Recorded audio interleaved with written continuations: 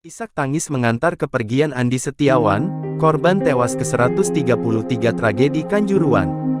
Korban tragedi Kanjuruhan kembali bertambah. Andi Setiawan merupakan korban tewas ke-133 dari tragedi Kanjuruhan dan dinyatakan wafat usai menjalani perawatan intensif selama 16 hari di Rumah Sakit Saiful Anwar RSSA Kota Malang pada Selasa tanggal 18 Oktober tahun 2022. Andi merupakan anak keempat dari 5 bersaudara dari keluarga Sri Siswati.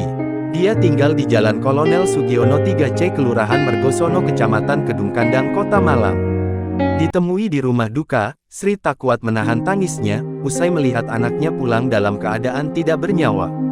Perempuan berkerudung itu hanya pasrah, melihat kondisi Andi yang telah meninggal dunia dan meninggalkan kedua anaknya yang masih sekolah dasar. Sri mengatakan, sebelum melihat pertandingan Arema FC vs Persebaya pada tanggal 1 Oktober tahun 2022 lalu, Andi sempat berpamitan kepada dirinya. Dia juga berpamitan kepada anaknya. Saat menuju ke Stadion Kanjuruhan, Andi berangkat bersama dengan temannya. Dari keterangan Dr. Eko Novianto spesialis anestesi dan perawatan intensif ICU RSSA Malang, Andi dirawat di RSSA sejak tanggal 2 Oktober tahun 2022. Jadi pasien ini adalah pasien dari peristiwa di Kanjuruhan, ya, datang pada tanggal 2 pukul 3 dengan kondisi yang sudah kritis.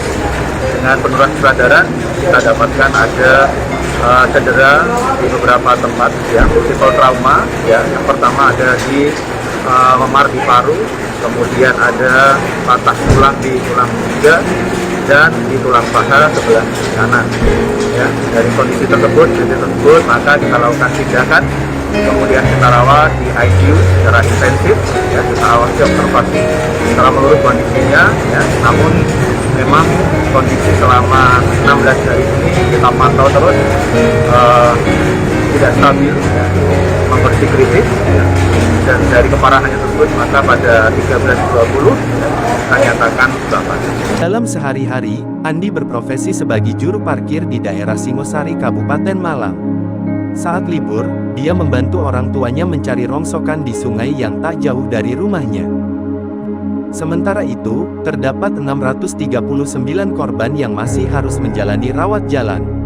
Diketahui total korban yang diakibatkan dalam tragedi Kanjuruhan mencapai 781 korban.